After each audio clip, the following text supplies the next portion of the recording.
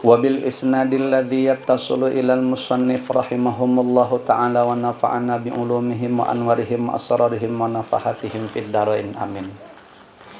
Bismillahirrahmanirrahim. An Luqman al-Hakimi annahu qala li ibnihi ya bunayya innan nasa thalathu atlathin thuluthun lillahi wa thuluthun linafsihi wa thuluthun lidudi fa amma ma huwa lillahi faruhuhu wa amma ma huwa linafsihi fa amaluhu wa amma ma huwa lidudi fajasaduhu.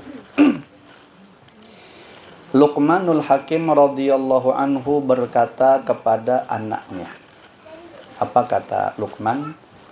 Wahai anakku, sesungguhnya manusia itu terbagi atas 3 bagian.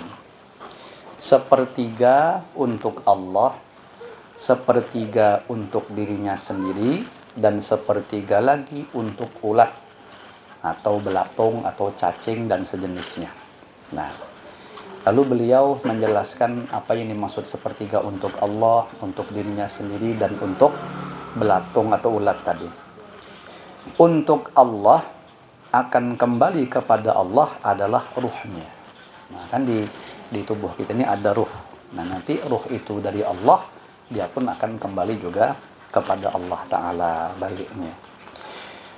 Untuk dirinya sendiri adalah amalnya. Nah, amal-amal yang kita gawi semasa hidup di dunia ini, nanti dialah yang akan bermanfaat untuk diri kita. Ya, yang dengan amal-amal tersebut menjadikan sebab. Nah, ini sebab bahasanya. Sebab untuk memudahkan kita masuk ke dalam surga, dan di dalam surga itu pun kita akan mendapatkan perbedaan-perbedaan derajat atau fasilitas, itu bergantung juga dengan amalnya. Makanya setiap kita itu nanti akan memiliki derajat atau fasilitas yang berbeda-beda di dalam surga, bergantung sekali lagi amalnya. Nah, tentu kita memohon kepada Allah Subhanahu wa Ta'ala agar kiranya di dalam hidup ini Allah perkenankan kita untuk bisa melakukan berbagai macam jenis amal ibadah, baik yang dikerjakan oleh fisik kita atau jasad kita, maupun yang dikerjakan oleh hati kita. Nah, pokoknya sebanyak-banyaknya dalam setiap perputaran waktu itu mesti kita bisa diberi kesempatan untuk terus beramal. Yang penting tadi kita mendapat taufik hidayah dari Allah Subhanahu wa Ta'ala. Itu yang jadi permasalahannya di situ. Walaupun nikmat, kesempatan dan waktu itu diberikan oleh Allah Ta'ala sesama 24 jam, tapi untuk bisa mengerjakan amal ketaatan yang dikerjakan oleh fisik maupun hati tadi, tak semuanya Allah kasih. Nah, semacam ini di waktu ini. Ya. Kan sama nih, setiap manusia dapat jatah perputaran waktu 24 jam. Tapi yang bisa diberi kesempatan hadir majelis untuk menuntut ilmu kan tak semua. Nah, maka dari itulah ini tadi termasuk kita rasakan bersyukur nih kita kepada Allah Ta'ala, kita dapat bahagian taufik dan hidayah Allah, sehingga waktu sekarang ini bisa kita manfaatkan untuk beramal kebaikan, ketaatan. Kalau antum lebih sempurna lagi dibanding kami, ya, antum sudah bisa baca maulid, baca sholawat, segala macam. Kalau kami kan tadi agak ketinggalan, ya, datangnya udah habis hampir. Nah, yang paling penting tadi itu jagalah hati, adabnya. Kalau kita melakukan amal ketaatan itu, kata ulama, harus bisa syuhudun minnah, yaitu merasa-rasakan bahwa kita mampu mengerjakan amal ibadah di malam hari ini seperti yang sekarang kita jalani. Ini adalah semata-mata karunia dari Allah Subhanahu wa Ta'ala. Itu aja yang perlu dijaga. Ya, kita bisa mengerjakan ini semata-mata daya kekuatan dari Allah Ta'ala. Nah, mudahan pahalanya awet.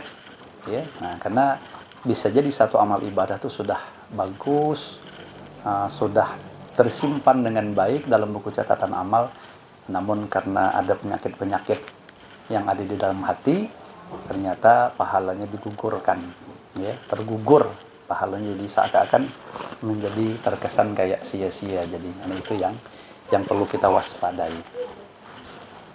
Kemudian, nah kalau ada pun yang untuk dimakan belatung, itu tadi apa namanya itu bahagian untuk ulat tadi, itu adalah jasadnya. Nah, kita semua akan meninggal dunia. Nah, untuk lazimannya jelas nanti kalau meninggal jasad kita akan hancur dimakan oleh ulat, cacing, segala macam yang saya sebut tadi itu. Ya. Kecuali kita memiliki keistimewaan yang tubuh kita sehingga menjadi aman daripada ulat, cacing, tanah dan lain sebagainya. Nah, itu diantaranya sebatas yang saya ketahui yang awet-awet itu para nabi dan rasul, ya, atau penghafal Quran yang mengamalkan isinya, nah, atau juga orang-orang yang jujur dalam kehidupan kesehariannya itu. Nah, kalau ini bisalah kayaknya kita ambil bahagian, ya, asalkan tadi dalam kehidupan muasyarah, pergaulan sehari-hari kita bisa berlaku jujur dalam setiap keadaan, kesempatan dimanapun kita berada, sehingga kita terkenal dengan kejujurannya. Nah, itu insya Allah bihaulillah wa quwwatih, di dalam kuburnya dia juga akan aman daripada dimakan ulat, cacing dan lain sebagainya. Nah, ini beratnya minta ampun. Karena itu sebenarnya kejujuran itu termasuk daripada sifat wajib bagi Rasul, bahkan yang pertama, siddiq, ya kan? Nah, siapa aja yang bisa menyandang siddiq ini pasti hebat, pasti bagus.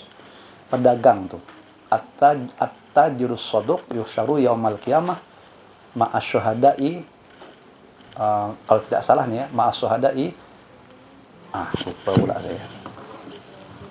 Kalau setengah-setengah hafalnya nanti keliru baca, luput jadinya.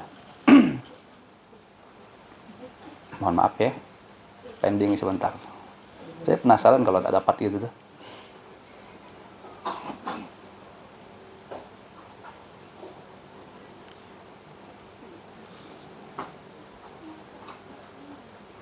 Ma'as-siddiqina wasyuhada. At-tajirus shadiq yuhsyaru yaumal qiyamati ma'as-siddiqina wasyuhada. Pedagang-pedagang yang jujur di hari kiamat nanti dia akan dikumpulkan bersama siddiqin, orang-orang yang jujur. Siddiq ini pangkatnya itu sudah di bawah para nabi itu. Jadi andaikan ada lagi nabi setelah Rasulullah Shallallahu Alaihi Wasallam, itu yang akan diangkat tuh siddiqin. Siddiqin itu kelas-kelas wali tinggi itu. Nah, ada istilah itu termasuk sidqul akbar. Sidqul akbar. Ada yang sidqul asghar.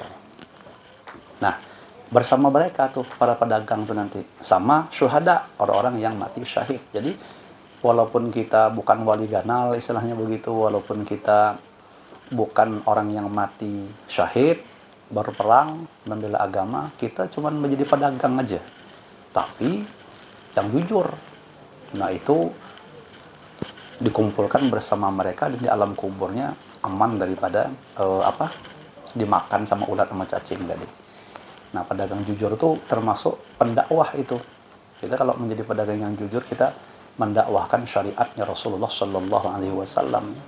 Nah, dan itu harus dilakukan oleh umat Islam supaya umat Islam ini bisa meninggikan agama Islam itu melalui kejujuran dia di dalam berdagang. Coba kalau seandainya pedagang Islam ini banyak yang mohon maaf lahir batin tidak ada jujur, akhirnya itu dicap sama orang, orang Islamnya apa, penipu aja banyak, kan jadi gitu, merendahkan Islam jadinya. Tapi kalau siapa tuh orang Islam yang berdagang, yakin aku, dengan kejujurannya, ibaratnya seperti itu. Apa bentuk kejujurannya? Jangan ngurangi timbangan, takaran, ukuran. Kalau ada aib barang diceritakan bahwa ini barangnya memang di sini kelemahannya, di sini aibnya, kekurangannya. Nah, itu yang menyebabkan kita senang seperti orang-orang senang berbelanja sama kita. Nah, itu yang saya ketahui termasuk yang aman daripada dimakan ulat dan cacing tadi. Habis makalah yang ke-36. Kemudian beliau melanjutkan lagi makalah atau maqalah ke-37. An Aliyan karamallahu wajhah annahu qala thalathun yazidna fil hifzi wa yudhibna al-balgham As-siwaku was-shamu wa qiraatul Qur'an. Masya Allah. Mudah-mudahan kita bisa mengamalkannya pulang. Amin ya rabbal alamin. Sayyidina Ali karamallahu wajhah berkata, kata beliau, ada 3 hal yang dapat menambah atau memindahkan hafalan di otak atau dalam hati. Ya, selain itu menguatkan hafalan, ya, maksudnya gitu. Menguatkan hafalan.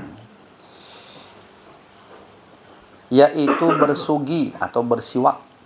Ya, bersiwak. Ya, ini insyaallah kita sudah mengamalkan lah, sebahagian yang mengamalkan ya. Tapi banyak juga mungkin yang belum. Itu rugi antum tidak ada mengamalkan. Itu sunnah Rasul itu diamalkan sedapatnya ya, karena itu termasuk kategori mudah dengan modal paling-paling 10-20 ribu ya. Namanya amal ibadah itu harus bermodal, tidak ada amal ibadah tidak bermodal, tidak ada ya. Cara kurangnya modal tenaga lah dulu ya. Nah jam siwak, beli siwak. Kalau nak agak ngirit dikit, cari kawan atau keluarga yang boleh haji atau umroh ya, kali-kali aja ada hadiah ya. Nah, istilahnya begitu. Bawa apa namanya, pakai gitu. Niatnya apa? Ngikut kepada sunnah Rasulullah Shallallahu Alaihi Wasallam. Atau nanti banyak kita diberi Allah cahaya. Semakin banyak itu kan kita ini pasti ingin dekat kedudukan sama Rasulullah. Syukur-syukur ada keinginan bisa bertemu mimpi sama Rasulullah. Nah itu diantara sabab-musabab untuk bisa mendapatkan itu adalah memperbanyak menjalankan sunnahnya Rasulullah Shallallahu Alaihi Wasallam yang ringan-ringan. Jadi itu diantaranya bersiwak tadi sampai kepada yang besar-besar. Nah, sifat-sifatnya Rasulullah nanti yang besar-besar itu yang payah memang nak diturut. Nah tapi bukannya mustahil semua, sekali lagi itu adalah pertolongan dari Allah Subhanahu Wa Taala. Nah kemudian yang kedua berpuasa. Nah ini puasanya kita agak kuliah ya. Siapa di sini istiqomah puasa Senin Kamisnya? Nah, wajah gitu ya, Dak ya. Yang ketiga adalah membaca Al-Qur'an.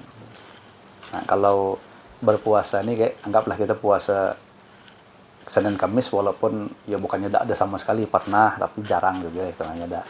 Nah, sama lah yang ketiga nih, baca Quran nih kayaknya. Rajin kita baca Quran pas bulan Ramadan aja. Selesai Ramadan, selesai juga baca Qurannya. Nah ini berat. Sampai saya pernah dengar satu keterangan tuh, kalau di Ramadan tuh kita tidak berhasil menghatamkan Quran, maka di luar bulan Ramadan pun payah kita nak khatam. Saya amati kan iya juga gitu. Ya. Jadi seakan-akan tuh pasti bulan suci Ramadan tuh harus ada semacam pemaksaan. Harus kita dapat khatam gitu. Kalau tidak tuh nak kita bilang nantilah di luar Ramadan aja. Payah tuh. Payah. Tapi bukan mustahil gitu ya, itu lagi semua. Tapi ulama apa yang berpadah macam itu, sehingga ya kayaknya memang beliau sudah mengkaji atau dikasyaf oleh Allah Ta'ala sehingga bisa mengeluarkan penjelasan yang sedemikian itu. Nah kemudian makalah ke-38 An Ka'bil Akhbar radhiyallahu anhu, al-husunu lil mu'minina minasyaitani thalathun, al-masjidu hisnun wa dzikrullahi hisnun wa qiraatul qur'ani hisnun. Imam Ka'bul Akhbar, seorang pendeta Yahudi yang masuk Islam pada masa pemerintahan Umar ibnul Khattab, mengatakan bahwa benteng orang mukmin yang dapat menghalangi setan, maksudnya menghalangi dirinya daripada gangguan syaitan, itu ada 3, yaitu masjid. Nah, jadi beruntunglah orang-orang yang memang diberi Allah pertolongan mudah selalu hadir ke masjid untuk melakukan sholat berjamaah tentu, atau boleh juga untuk i'tikaf dan lain sebagainya dari ritual-ritual kebaikan yang dikerjakan di masjid ya. Latih tuh setiap masuk masjid memasang niat i'tikaf itu supaya seluruh apapun aktivitas yang kita kerjakan semua bernilai pahala. Yang kedua, benteng dari setan itu adalah berzikir kepada Allah ya, berzikir kepada Allah. Zikir ini ya kalau makna umumnya kan tentu baca tasbih, tahmid, takbir, tahlil segala macam, termasuk juga sholawat, termasuk zikir. Tapi kalau kita bikin lebih luas lagi, yang namanya zikir itu kita melakukan sesuatu yang terhubung dengan Allah Ta'ala. Ya, contohnya kita memutolaah kitab, yang di situ kitab yang kita mutolaah adalah kaitannya dengan hukum-hukum Allah, ya, sehingga kita mengenal mana yang halal, mana yang haram. Itu pun dianggap seperti orang yang berzikir. Yang lebih-lebih lagi kalau di hadapan kita ini ada perintah lalu berat untuk kita mengerjakannya, bawaannya nak ninggalkan aja, lalu kita paksakan diri kita mengerjakannya, itu termasuk zikir yang kuat. Sebagaimana di hadapan kita ada kesempatan untuk melenceng, melanggar perintah Allah. Kalau kita lanjutkan melenceng nih, melanggar nih, tapi kita mundur karena ingat kepada Allah bahwa ini merupakan pelanggaran kepada Allah, itu yang sebenarnya zikir itu lebih berat kedudukannya. Kalau baca-baca tuh banyaklah, tapi berapa banyak orang yang hobi baca-baca zikir maksud saya, tapi masih hobi melanggar. Jadi kelasnya dibanding yang saya contohkan tadi lebih berat yang saya contohkan tadi. Kenapa? Itu sebenar-benarnya dia ingat kepada Allah. Karena tidak akan mungkin satu perintah itu bisa kita kerjakan melainkan pasti karena ingat dengan Allah, merasakan kebesaran Allah. Sebagaimana satu larangan ada kesempatan untuk kita melanggarnya, lalu tidak kita langgar, tidaklah itu terjadi melainkan pasti karena kita ingat kepada Allah Ta'ala. Karena ada kuatnya rasa takut tadi, makanya dia mundur. Kalau tidak kuat, pasti diterjangnya. Nah, itu zikir sesungguhnya itu di situ, ya. Kemudian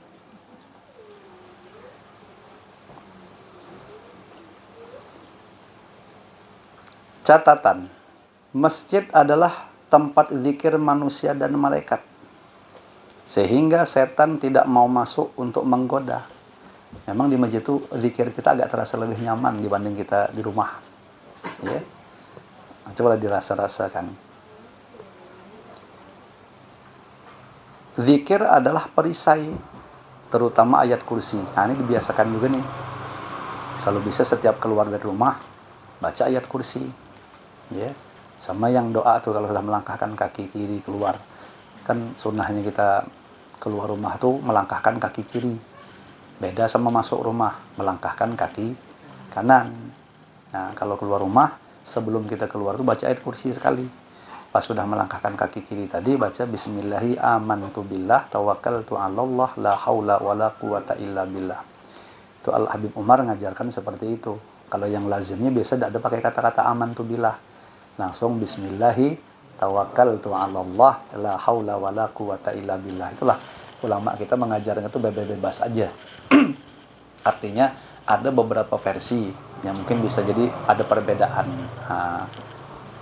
Kalau saya yang seperti tadilah bismillahi amantu billah tawakkaltu 'alallah la haula wala quwata illa billah, sama ayat kursi tadi. Nanti kalau masuk ya seperti yang dahulu pernah disampaikan. Masuk assalamualaikum, kalau tidak ada assalamualaikum ayuhan nabi wa rahmatullahi wa barakatuh, assalamualaikum wa ala ibadillahis shalihin. Masuk kaki kanan, nah baca lagi qul huwallahu ahad. Syukur-syukur bisa 3 kali, sekurangnya sekali, ya. Nah, jadi biasakan itu tadi ngikut ringan ya, amalan-amalan ringan, tapi perlu dibiasakan. Kalau tidak dibiasakan pasti payah. Artinya itu sekedar tahu handar. Kalau sekedar tahu handar nanti kita dihujah oleh Allah Ta'ala. Seakan-akan itu ilmu, tuntutannya ilmu itu mesti diamalkan. Nah, jadi kalau kita tahu dapat amalkan, nanti jadi kebiasaan, ya, sehingga menjadi mendarah daging. Nah, bahkan nanti ditularkan kepada keluarga atau anak-anak kita. Kalau awalnya tidak sempurna tuh ya dimaklumi saja, ya. Namanya juga kita proses terus melakukan perbaikan. Wa kun mustafidan kulla yaumin ziyadatan wasbah fi buhuril fawaidi. Di mana makalah tuh? Wa kun mustafidan kulla yaumin ziyadatan wasbah fi buhuril fawaidi.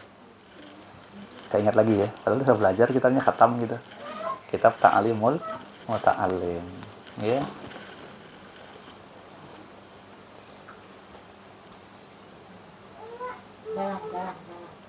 Ya. Jadilah kalian itu setiap harinya selalu mendapatkan faidah, bertambah faidah loh. Ada faidah-faidah yang selalu bertambah. untuk perbaikan kehidupan kita, baik dalam urusan-urusan keduniaan, urusan agama maupun akhirat. Nah, itu tadi diantaranya. Kemudian makalah ke-39, an ba'dil hukama'i annahu qala thalathun min kanzillahi ta'ala, al-faqru wal maradu was sabru. Ya, ini berat ngamalkannya lagi nih. Sebahagian ulama, belum selesai ya. Tarkus syakwa min alamil balwa li ghairillah la ilallahi ta'ala waridha bil qada. Sebahagian ulama ahli hikmah berkata, 3 hal yang termasuk simpanan Allah. Maksudnya di sini disebutkan yang menjadi gudang tempat berkumpulnya pahala, yaitu fakir. Nah, yang kedua sakit, yang ketiga sabar. Ya.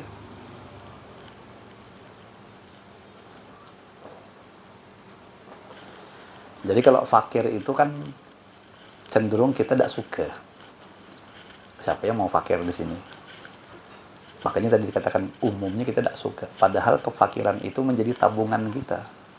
Yang dengan kefakiran itu, asalkan tadi kita itu bisa beradab dengan sabar, baik sangka, menahan kefakiran itu. Adabnya fakir kan sudah dijelaskan dulu. Tidak boleh dengan kefakiran itu menjadi alasan meninggalkan ibadah. Itu jadi fakir buruk kita. Kita walaupun ditakdirkan fakir, fakir itu tidaklah menjadi tolak ukur kehinaan kita di hadapan Allah, tidak. Jadi bagi siapapun yang di sini, mohon maaf lahir batin ya, keluarganya agak fakir atau kehidupannya agak fakir, tidak usah berkecil hati. Itu bukan tolak ukur mulia atau tidaknya seseorang di sisi Allah. Ya, tolak ukur kemuliaan seseorang di sisi Allah itu sudah Allah beritahukan, itu takwanya. Makanya ada bahasa inna akramakum indallahi atqakum. Siapa yang bertakwa, dia menang. Orang kaya bertakwa, bagus. Orang fakir bertakwa, bagus. Berarti mafhum mukhalafahnya, siapa aja tidak bertakwa pasti buruk. Mau dia kaya, mau dia miskin, mau dia anak turunan siapa kayak darah biru gitu, nenek moyangnya, asal dia tidak bertakwa, dia pasti buruk. Tapi walaupun ibaratnya datuk kita, pedatuan kita keturunan bandit gitu tuh, tapi kita bertakwa, kita pasti bagus. Nah, itunya ditolak ukur. Kalau kefakiran, paling-paling hinanya atau seakan-akan rendahnya martabat orang fakir ini dalam pandangan kacamata manusia. Nah, kan itulah manusia itu menilai orang tuh mulia tuh berduit, sugih, segala macam. Nah, kalau yang sudah seakan-akan tidak ada tapi berduit ini tidak tapi dipandang. Itulah bedanya pandangan manusia dengan pandangan Allah Subhanahu wa taala. Nah, jadi tidak ada dosa kecil hati tadi kalau kita fakir tadi.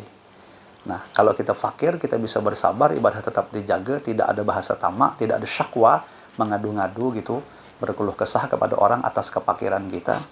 Itu menjadi simpanan kita di akhirat nanti, akan mempercepat perjalanan kita ke surga. Selisih waktunya apa? Nisful yaum, setengah hari akhirat. Seberapa setengah hari akhirat itu?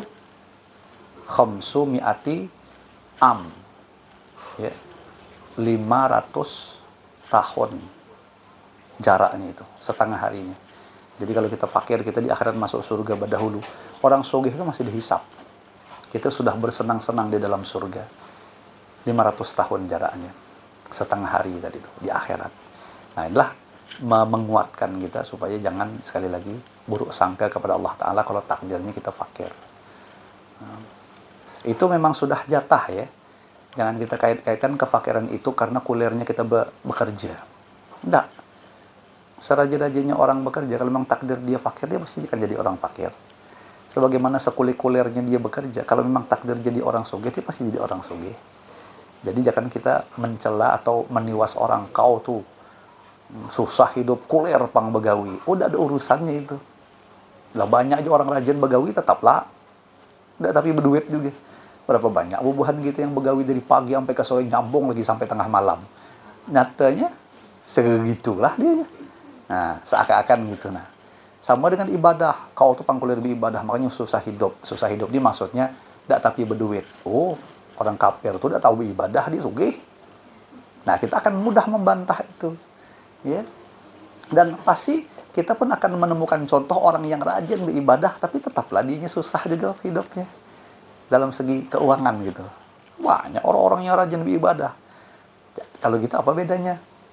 Bedanya adalah orang rajin beribadah itu bukan masalah menjadikan kaya, tapi menjadikan dia tenang. Asalkan bujur ibadahnya. Makanya beda antara orang berduit tidak beribadah dengan orang kada tapi berduit tapi peribadahan, itu mesti akan Allah berikan yang namanya ketenangan tadi itu. Sakinah, ya, termasuk juga kebahagiaan hidup. Itu tidak akan bisa didapatkan kalau orang kulir beribadah. Itu memang sudah janji Allah Subhanahu wa taala. Ada tidak pernah kita dapat iming-iming siapa yang rajin ibadah maka akan bersugih hidupnya? Ada tidak suah terdengar gitu? Tidak ada, ya. Nah, kira-kira begitulah. Kira-kira begitu. Kemudian sakit. Nah, sakit juga kelazimannya kita tidak tapi suka. Padahal dengan sakit itu juga menjadi perbendaharaan kita di hari kiamat. Simpanan kita di sisi Allah Ta'ala. Artinya banyak orang yang hidup itu selalu sakit, tapi lagi-lagi adabnya dia bersabar, ridha, dan tetap baik sangka kepada Allah. Nah, sakit itu nanti akan menggugurkan dosa dia. Sehingga kalau dosanya berguguran itu melancarkan perjalanan dia menuju surga lagi. Jadi kayak tabungan. Nah, cuman cenderung kita tuh tidak tapi suka gitu nah, maksudnya. Ya, padahal ada kebaikan di balik sakit itu, asal tadi beradab di dalam menghadapinya. Nah, kemudian sabar di sini, ya, disebut sabar. Ya, sabar ini kan kita tahu dewe ada 3. Ada sabar menjalankan ketaatan. Kalau tidak sabar, ketaatan itu bisa ditinggal. Digawi pun pasti tidak cepat-cepat, tidak sempurna, karena tidak sabar. Kenapa kita bisa beribadah dengan sabar? Apa namanya, dengan baik? Karena ada sabar itu tadi. Ya, sabar. Atau yang kedua, sabar di dalam menjauhi maksiat. Kalau tidak sabar, tidak diterjang-terjang di bawaannya. Makanya bersabar tadilah akhirnya kita bisa betul-betul bagus meninggalkan maksiat. Yang ketiga ya tentu sabar menghadapi musibah segala macam. Kalau tidak sabar kita merut-urutuk tadi itu. Nah, lalu di sini disebutkan catatan, sabar ialah tidak suka mengeluh atas kesedihan yang timbul daripada musibah yang menimpanya. Kepada selain Allah, nah, maksudnya tidak mengeluh tadi kepada selain Allah, serta ridha kepada qada. Itu qada itu maksudnya. Qada itu maksudnya ketentuan dari Allah Subhanahu wa taala. Nah, jadi tidak ada sesuatu apapun yang terjadi ditinjau dari sisi tauhid melainkan itu adalah qada dari Allah taala. Qada itu apa bahasa nyaman difaham? Ketetapan Allah, rancangan Allah yang sudah jauh-jauh hari Allah tetapkan di zaman azali. Di waktu Allah masih sendirian, tidak ada satu makhluk pun yang Allah ciptakan, yang disebut dengan zaman azali. Nah, di situ Allah sudah merancang, mengkodok seluruh yang terjadi di alam semesta termasuk kita. Ini termasuk kodoknya Allah nih, malam hari ini kita berkumpul dengan jumlah sekian. Ya, itu kodoknya. Jadi tidak ada yang tidak dikodok Allah, itu tidak ada. Karena tidak mungkin sesuatu itu timbul tanpa ada kehendak Allah. Kodok itu kaitannya dengan sifat iradat Allah. Iradat itu berkehendak. Ya, kaitannya hubungannya ke situ. Jadi apa yang terjadi itu sudah kudrat iradat Allah berlaku. Jadi tak ada bahasa berlaku sesuatu itu berjalan dengan sendirinya itu. Kalau bahasa kita sering menggunakan seperti air mengalir. Air mengalir itu kan tidak ada jelas. Ya, masih sifat tak jelas. Kalau Allah tuh tidak ada, tidak jelas tuh. Seakan-akan sesuatu di masa datang Allah tidak tahu, nanti tergantung kayak ngalir aja lah. Tidak ada seperti itu. Semua tuh berjalan sesuai dengan qadanya Allah Ta'ala. Laisa wuqu'u syai'in bi ghairi iradatihim. Itu dalam kitab Jawahirul Kalamiyah. Termasuk ilmu tauhid yang kita pelajari dahulu waktu di pondok. Tidak ada sesuatu apapun yang terjadi di seluruh alam semesta ini melainkan itu semua adalah iradat Allah, kehendak Allah, baik yang nyaman-nyaman ataupun yang tidak nyaman yang kita alami. Ya, ibaratnya gitu. Jadi kalau nyaman-nyaman bersyukurlah kepada Allah, kalau dia tidak nyaman bersabarlah atas ketentuan Allah tuh. Nah, jangan cari kambing hitam, nuduh sana nuduh sini, gegara inilah nih makanya kayak gini nih, gegara inilah. Tidak ada paksa gegara tuh. Itu cuma hukum sebab musabab aja. ya qadanya pasti berlaku gitu, supaya kita baik adab kepada Allah Ta'ala. Nah, kemudian makalah yang ke-40, wallahu alam bissawab. Kita cukupkan ya, mudah-mudahan yang kita kaji seada-adanya dijadikan oleh Allah Ta'ala menjadi ilmu nafi', manfaat berkah dunia akhirat untuk kita semua. Amin ya rabbal alamin. Ala